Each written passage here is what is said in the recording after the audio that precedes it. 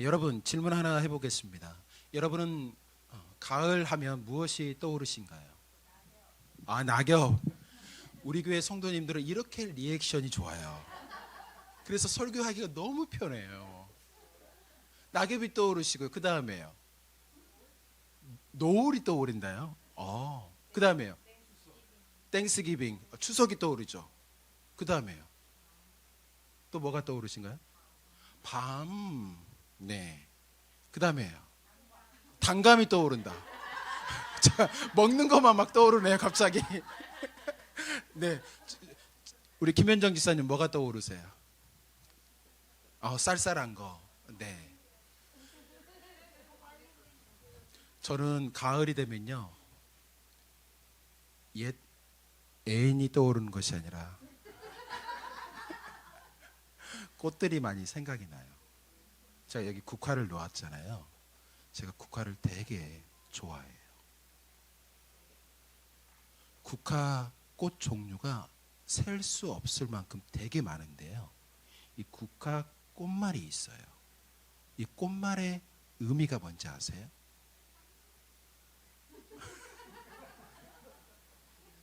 들어보세요.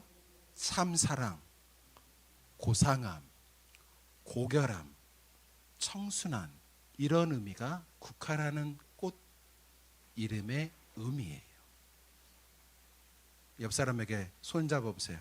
당신은 국화꽃보다도 고결한 사람입니다. 시작. 당신은 국화꽃보다도 고결한 사람입니다. 네.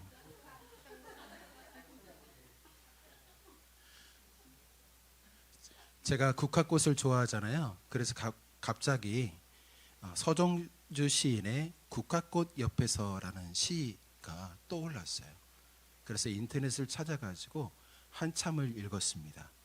두 소절을 읽어드릴게요. 한번 들어보세요.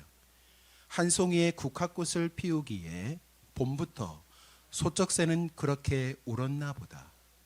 한 송이의 국화꽃을 피우기에 천둥은 먹구름 속에서 또 그렇게 울었나 보다. 한 번쯤 들어보셨죠?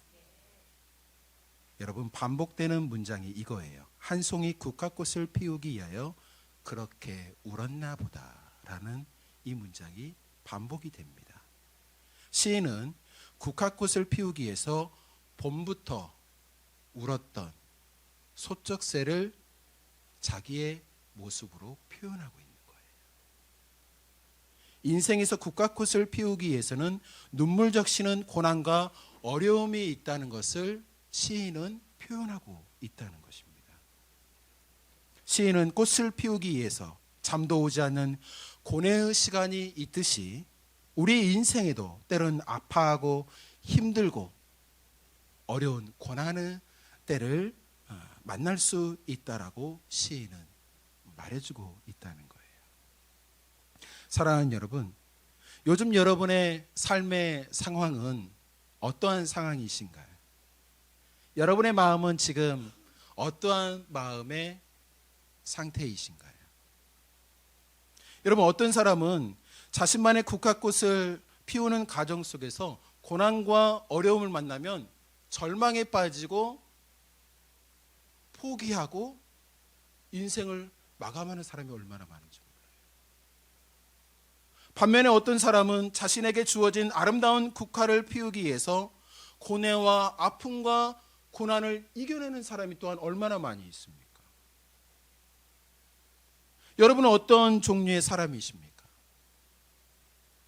여러분은 어려움을 만나면 피하십니까? 도망가십니까? 아니면 정면으로 돌파하십니까? 저는 어려움을 만나면 항상 되뇌이며 생각하는 문구가 있어요. 피하지 말고 돌파한다. 저는 어려운 문제를 만나면 절대 피하지 않아요. 하나님 주신 지혜와 믿음과 능력으로 그 어려움을 돌파해요. 그리고 야구 경기하는 모습을 떠오릅니다. 투수가 강한 타자를 만나면 피하는 경우가 있잖아요. 고의 사구를 내서 1루로 보내잖아요. 그런데 강한 심장을 갖고 있는 투수는 절대 피하지 않고 온 힘을 다해서 직구를 던집니다. 쳐볼 때면 쳐봐라. 제가 어려움을 만나면, 고난을 만나면, 고난아 내게 와봐라. 나는 예수 그리스도의 이름으로 돌파할 거다. 이런 생각을 해요. 그리고 반드시 하나님께서 지혜와 능력을 주셔서 어려움을 이기게 하시는 것을 엄청나게 많이 경험을 했어요. 여러분, 오늘 말씀으로 돌아가 보십시오. 요빠라는 곳에 여제자 다비다라는 여인이 소개되고 있습니다. 그 여인은 선행과 구제하는 일을 너무나도 아름답게 많이 했던 여인이었어요. 그런데 그런 여인이 병들어 죽게 되었다는 것입니다. 여러분 생각해 보세요. 오늘날 이런 상황 같으면 하나님, 저 엄청나게 교회 봉사하고 헌금 엄청나게 많이 했는데 왜 저희 가정에 이런 문제와 고난이 다가올 수가 있나요? 하나님 정말 살아계시는 겁니까? 하나님 정말 저를 사랑하세요? 라고 말할 수 있는 상황인 거잖아요. 하나님 전능하신 분이시잖아요. 모든 걸 알고 계시잖아요. 모든 것을 알고 계시는 하나님께서 왜 저의 어려운 문제를 막아주지 않으신가요? 라고 반문하며 하나님을 향해서 질문할 수 있는 상황이라는 것입니다. 근데 사람들은 다비다의 죽음의 소식을 듣고 하나님을 원망하거나 하나님을 떠나지 않았어요.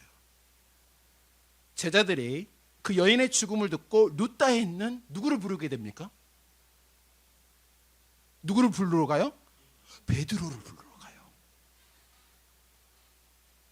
그래서 베드로가 다급하게 제자들의 안내를 받아서 죽은 다비다를 만나기 위해서 이제 다비다의 집에 오게 됩니다. 모든 가부들이 곁에서 울면서 베드로요, 베드로요, 이 여인이 우리에게 지어준 속옷과 겉옷을 보시옵소서. 이렇게 선한 일을 한 여인이 죽었나이다. 엉엉 울면서 베드로에게 매달려요. 그러자 베드로가 어떻게 합니까? 다 내보내고 혼자 누워있는 여인 곁에서 무릎을 꿇고 하나님 앞에 간절히 기도해요. 그리고 나서 죽은 다비다를 향하여서 베드로가 이렇게 외칩니다. 다비다야 일어나라! 다비다야 일어나라!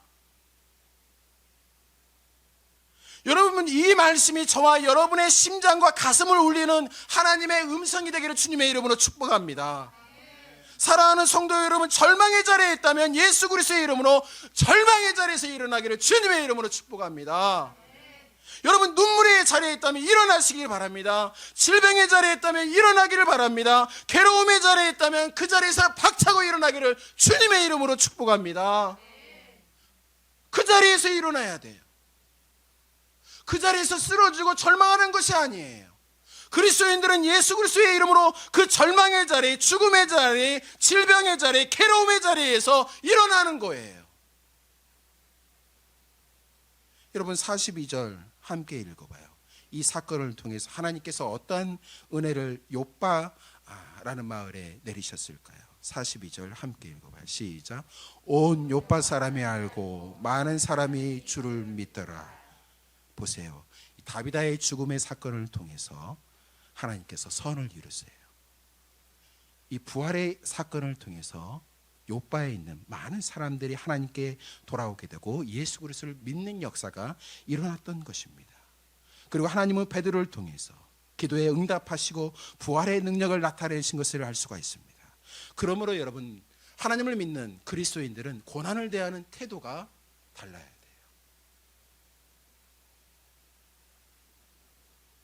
힘든 상황에 대해서 해석하는 방향이 달라야 한다는 것입니다. 하나님의 선하심과 인도하심을 믿기 때문에 우리는 어떠한 형편에 있든지 감사할 수 있는 믿음의 사람이 되어야 돼요. 내게 주어진 어려운 이 상황을 통해서 하나님은 반드시 선을 이루실 것이며 나를 좋은 길로 인도하실 것이라는 믿음의 확신을 가지고 하나님의 은혜를 기다릴 수 있는 믿음의 사람이 되어야 돼요. 여러분, 일본에 아주 유명한 작가가 있는데 오엔 겐자부라는 작가예요. 이 작가는 최연소 노벨 문학상을 받은 작가예요. 이 작가는 보통 전쟁이나 그 다음에 사회 비판적인 내용을 가지고 글을 쓰는 작가였어요. 그런데 그가 글 주제가 완전히 바뀌게 된 한 사건을 경험하게 됩니다. 결혼해서 아이를 낳았는데요, 아이에게 장애가 발견이 된 거예요. 태어나자마자 이 뇌가요, 이 안에 있는 뇌가 이 두개골 밖으로 나와버린 거예요. 그리고 의사 선생님이 이 아이를 포기하라고 그러는 거예요. 몇 날이 못 되어서 죽을 겁니다라고 이야기해 주는 겁니다. 근데 엄마와 이 아버지는 아닙니다. 이 아이를 포기할 수가 없어요.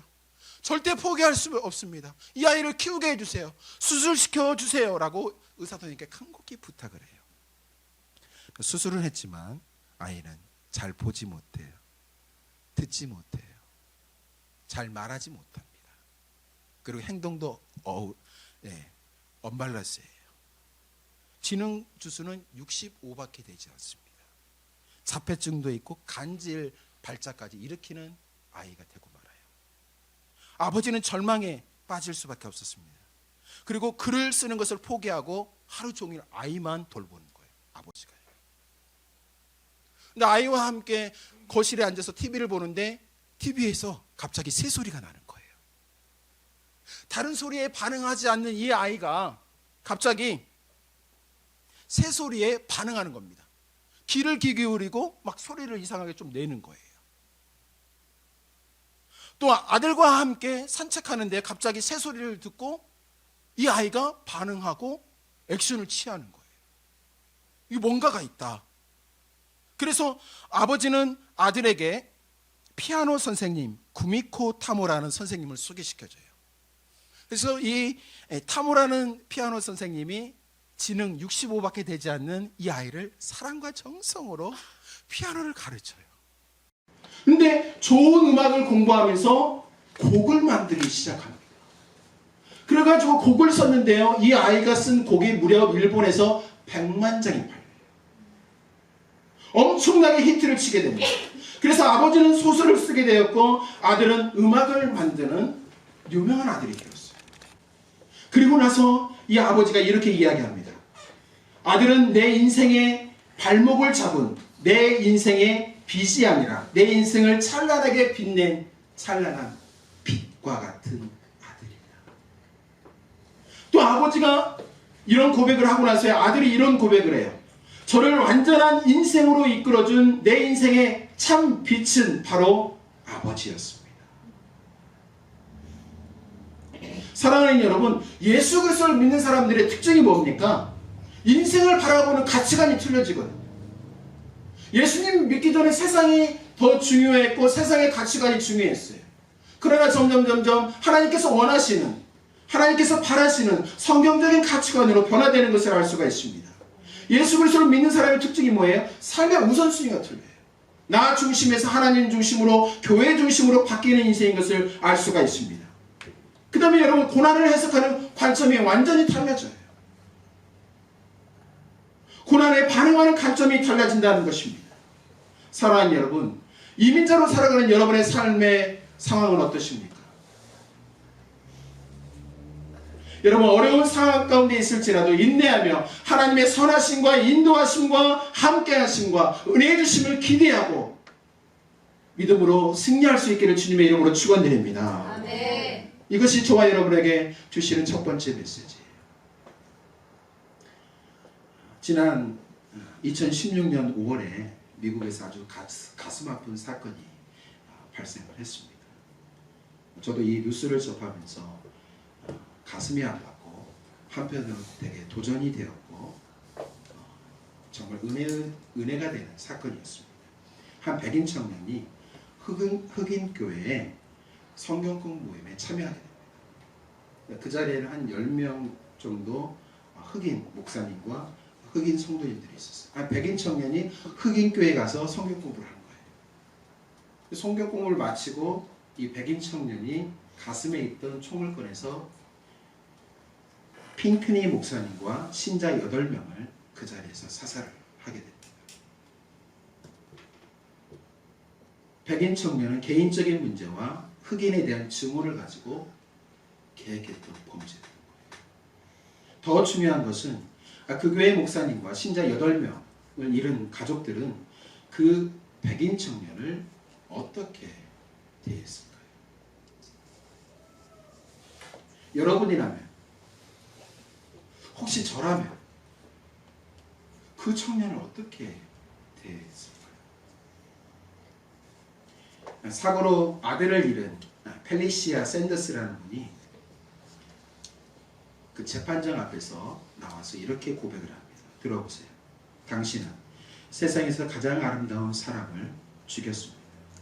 내 몸에 있는 살점 하나하나가 모두 아프고 나는 사고 이전처럼 살아가지 못하겠지만 하나님께서 당신에게 자비를 베풀기를 기도하겠습니다. 힘겹게 이렇게 고백합니다. 그리고 이 사고로 어머니를 잃은 콜리아라는 분이 이렇게 이야기를 해요.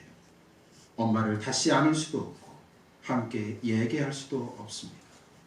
많은 이들이 당신 때문에 고통스럽지만 하나님은 당신을 용서하실 것입니다. 저 또한 당신을 용서할 것입니다. 가족을 잃은 8명의 모든 가족들이 법정에 나와서 그를 용서하고 용서했다는 고백을 전하게 됩니다.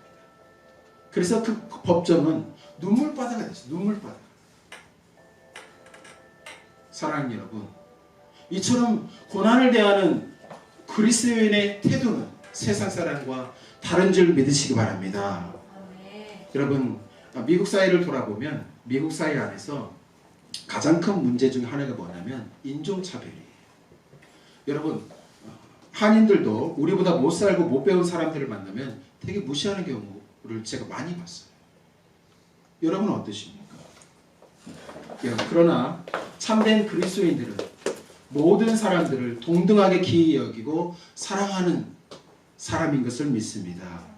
여러분, 2000년도에 초대교회 성도들 안에서도 신분의 문제, 차별의 문제가 있었어요. 2000년도에 초대교회 안에서도 신분의 문제, 차별의 문제가 있었다는 것입니다. 그 문제를 풀었던 사람이 누구냐면 베드로예요. 여러분, 유대인들은 이방인과 같이 식사를 하지 않습니다.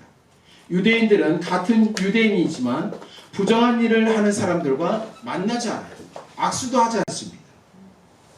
그런데 베드로는 유대인들이 만나기 싫고 또한 함께하기 싫은 그런 사람들과 만나는 사람이 바로 베드로였던 거예요. 왜 베드로는 그 사람들을 만나고 함께 식사를 했을까요? 왜냐하면 그들에게 예수님이 필요했기 때문에 그렇습니다. 그들에게도 십자가의 구원의 복음이 필요했기 때문에 베드로는 그들과 만났고 식사를 했던 거예요. 여러분, 오늘 사는 현대교회 안에서 이런 문제를 어떻게 해결해야 하는지 우리 고민을 해봐야 한다는 거예요. 여러분, 만약에 술집에서 일하는 아가씨가 우리 교회에 온다면 어떻게 여러분 대하시겠습니까?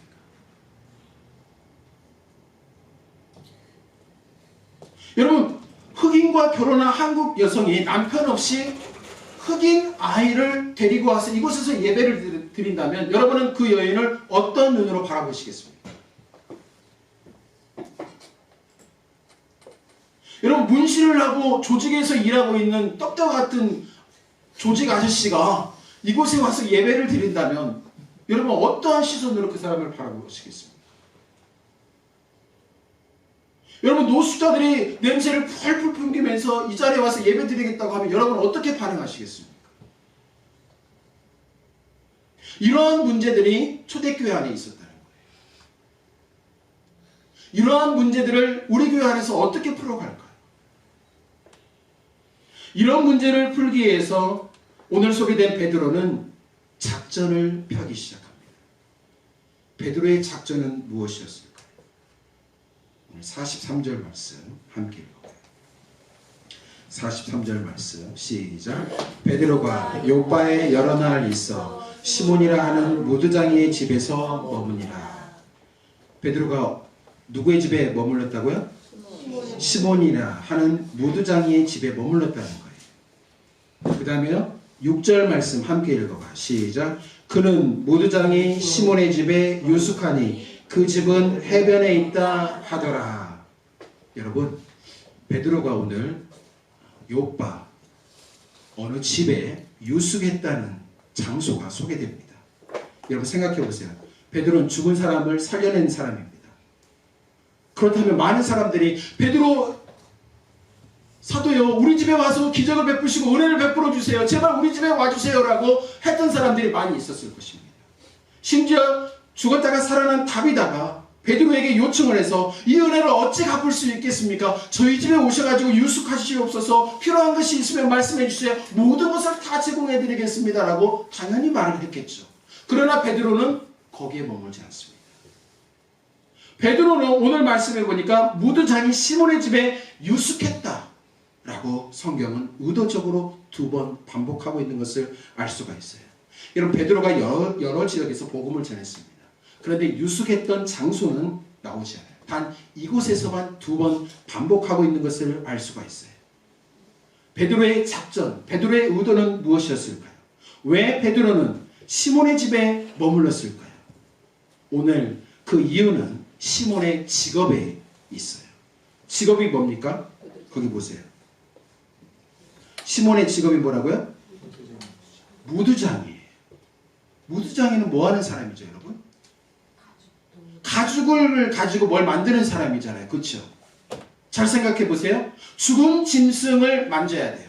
그리고 그 가죽을 벗겨야 합니다. 그리고 그 가죽을 염색하고 가공을 해서 벨트를 만들고 지갑을 만들고 가방을 만들고 여러 가지 제품을 만드는 사람이 바로 무드장이에요. 여러분, 무드장이는 유대인이었습니다. 그런데 유대인들에게 천하게 취급받은 유대인이었다는 거예요. 무드장이 시몬은 부정한 자로 취급을 받았던 사람이었다는 것입니다. 왜냐하면 죽은 동물을 만진 자는 부정한 자로 유대인들은 생각했기 때문에 그렇습니다. 레위기서 11장 39절에 이렇게 말씀하세요. 너희가 먹을 만한 짐승이 죽은 때에 그 죽음을 만지는 자는 저녁까지 부정할 것이며. 그래서 유대인들은 부정한 짐승을 만진 그 무드장이를 천하에게 여기고 만나지 않고 식사도 하지 않았어요. 그가 만진 컵, 수건, 그가 만진 모든 것을 부정한 것으로 취급했기 때문에 그렇습니다. 그래서 무드장이는 그 사회와 공동체를 떠나서 마을에서 살 수가 없었어요. 바닷가 근처에서 살았던 것입니다. 그래서 그의 집은 해변가에 있었어요. 그리고 여러분, 더 중요한 것은 가죽을 부드럽게 하기 위해서 이 무드장이 뭘 사용하냐면 비둘기 똥을 모아가지고 물에다 섞고 가죽을 그 똥물에다가 며칠을 담갑니다. 그럼 그 집안의 냄새가 어떨까요? 향기로울까요? 어떻게 할까요? 지독하죠. 그 다음에 가죽을 염색하기 위해서 염색물에 가죽을 또 2차로 담가 놓습니다. 그 염색물 향기로운가요? 지독한가요? 지독해요. 베드로는 그 무드장이 집에 의도적으로 냄새나고 지독한 그 집 2층에서 머물렀던 거예요. 그리고 그 베란다에서 베드로가 기도할 때 천사가 나타나서 베드로에게 말합니다. 고넬료라는 사람이 사람을 보내서 너를 찾을 거다. 그 사람을 따라가라. 천사가 말해줍니다. 그리고 사도행전 10장에서 고넬료 집에 찾아가서 복음을 전하고 기도하고 성령이 이방인 고넬료 가정에 임하는 것을 베드로가 경험을 하게 돼요. 여러분, 베드로는 사람들이 신하는 무드장이 집에 의도적으로 머물렀던 거예요.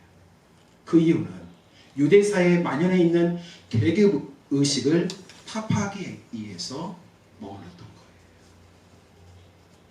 베드로는 모든 사람들이 하나님 앞에서 동등한 존재인 것을 보여주기 위해서 의도적으로 작전을 짜고 무드장의 집에 머물렀다는 것입니다. 모든 사람은 하나님의 사랑을 받아야 할 존재며 모든 사람들은 복음을 듣고 하나님의 자녀가 될 존재라는 것을 알려주기 위해서 베드로는 시몬 무드장의 집에 머물렀던 것입니다. 더 나아가 여러분, 중요한 의미가 여기에 숨겨져 있는데요. 이것은 유대인들이 무드장이는 싫어했지만 무드장이가 만든 벨트, 지갑, 가방은 너무나도 소중히 여기고 보물처럼 여겼다는 거예요. 무두장이라는 사람은 싫어하지만 그가 만든 제품들은 갖기를 원했다는 것입니다. 여러분, 이것은 그들의 이율배반적인 사고를 보여준다는 것이에요. 자신에게 이익이 되면 뭐든지 옳다고 생각하는 잘못된 사고를 보여주는 것입니다. 목적을 위해서라면 어떠한 방법이든지 옳다고 생각하는 잘못된 것을 보여주는 거예요. 베드로는 무두장의 집에서 지냄으로써 유대인들 안에 있는 이중성, 자기 모순을 드러내고 있는 것입니다. 여러분, 우리의 현실을 한번 돌아보세요. 우리의 현실은 이 무두장이가 만들었던 그 제품을 쓴 유대인의 모습과도 너무나도 비슷해요. 여러분, 그리스도인이라는 옷을 입고 있지만 저와 여러분은 진리와 신앙의 양심을 따라 살기 원치 않을 때가 얼마나 많이 있습니다. 사랑한다고 말하지만 세리처럼 자기가 좋아하는 사람만 사랑하는 모습이 우리의 모습이라는 거예요. 봉사를 하지만 자신의 이득이 되는 것만 하는 것 같은 모습이 우리 안에 있다는 거예요. 하나님의 은혜가 함께하기를 기도하지만 하나님의 말씀에 귀 기울이고 말씀을 쫓아가지 않는 삶을 살 때가 얼마나 많이 있는지 우리의 모습을 돌이켜 볼 수 있어야 한다는 것입니다. 사랑하는 여러분, 베드로는 유대인이었어요. 그도 무두장이를 인간이하로 취급했던 사람입니다. 그러나 그가 예수님의 부활과 성령을 경험하고 그 모든 사람들에게 복음을 전하는 통로로 살 수 있었다는 것입니다. 저는 여러분이 예수님처럼 베드로처럼 소외되고 가난한 자고 또한 천한 사람이든 모든 사람들에게 복음을 전할 수 있기를 주님의 이름으로 축원드립니다. 여러분, 안산에 가시면 김인중 목사님이 계시는데요. 이 목사님께서 담임하고 있는 교회 이름이 안산 동산교회예요. 이분 책을 제가 좋아하고 많은 도전을 받습니다. 저희 CCC 기독교 동아리 대선배님이세요. 아내와 함께 안산에서 개척을 했는데요. 하루 8시간씩 전도하러 다니십니다. 그래서 1년 만에 100명을 전도를 해서 성도를 받아요. 지금 만여 명이 넘는 교회로 성장을 했는데 그분의 스토리가 생명의상 큐티책에 소개가 되어 있어요. 한번 들어보세요. 목사님 옆에서 사물을 보고 있는데 옆에 있던 부목사님이 전화를 받는 거예요. 그 전화 내용을 살며시 이렇게 들어보니까 저는 그런 장소에 신방을 갈 수가 없다는 거예요. 그래서 담임 목사님이 무슨 말이지? 이상히 여기는 거예요. 그래서 그 부목사님 불러가지고 자초지종을 들어봤더니 새가족 남성분이 교회를 등록을 했고 그 남성분이 새로운 사업을 시작했는데 와서 신방을 해달라는 거예요. 개업 예배를 드려달라는 거예요. 그때 알고 봤더니 어떤 사업이었냐면 룸사롱을 오픈을 하고 목사님을 초청해서 개업 예배를 드려달라는 거예요. 웃는 분은 룸사롱 가보신 것 같아요? 저는 한 번도 안 가봤습니다. 배재근 목사님, 룸사롱이 어떤 곳입니까? 안 가봐서 모르겠는데.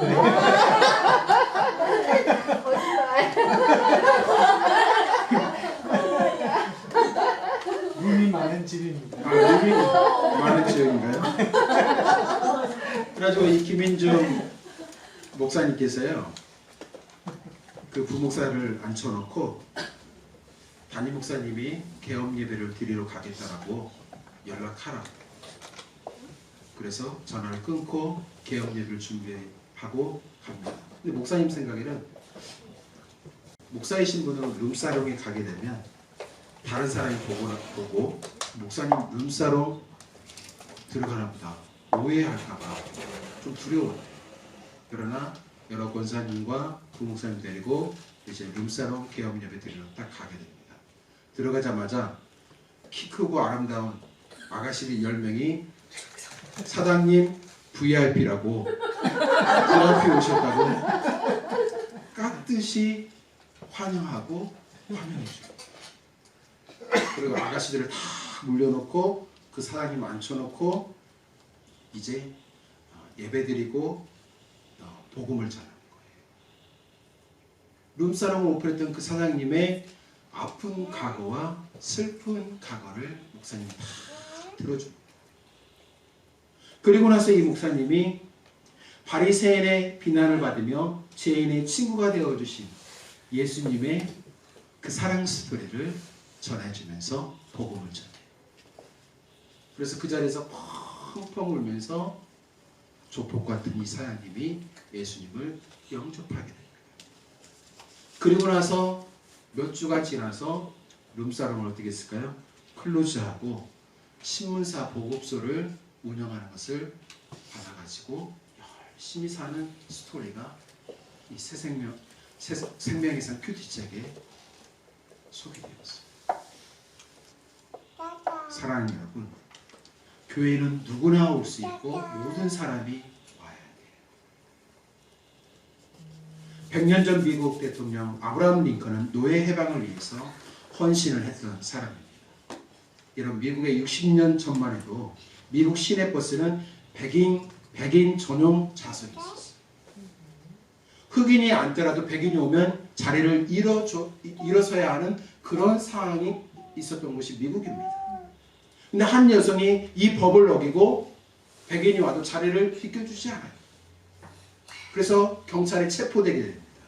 이 계기로 마틴 루터 킹 목사님이 흑인 인권운동을 시작하게 되죠. 그리고 워싱턴 DC에서 수만 명이 모여서 데모를 하고 이 목사님께서 유명한 연설을 남기게 되죠. 그 연설의 제목이 나에게 꿈이 있습니다. 60년 전에 했던 이 목사님의 강연 내용을 들어보세요. 모든 인간은 평등하게 만들어졌다는 신조가 당연시되는 나라를 꿈꿉니다. 노예의 주인과 노예의 후손들이 한 식탁에 앉을 것이라는 꿈을 꿉니다. 피부색이 아니라 인격으로 평가받는 나라를 꿈꿉니다. 그 꿈이 이루어져 미국 대통령 최초로, 흑인 최초로 오바마가 당선이 되죠. 목사님께서 60년 전에 외쳤던 그 꿈이 오늘날 조금씩 이루어지고 있는 것을 알 수가 있습니다. 사랑하는 여러분, 교회는 죄인이 오는 곳입니다. 교회는 모든 사람이 와서 은혜를 받는 곳입니다. 교회는 모든 사람들을 품는 곳이 되어야 합니다. 교회는 그래서 사랑해야 합니다. 그 사랑을 모든 사람들에게 남겨줄 수 있는 여러분 될 수 있기를 주님의 이름으로 축원드립니다.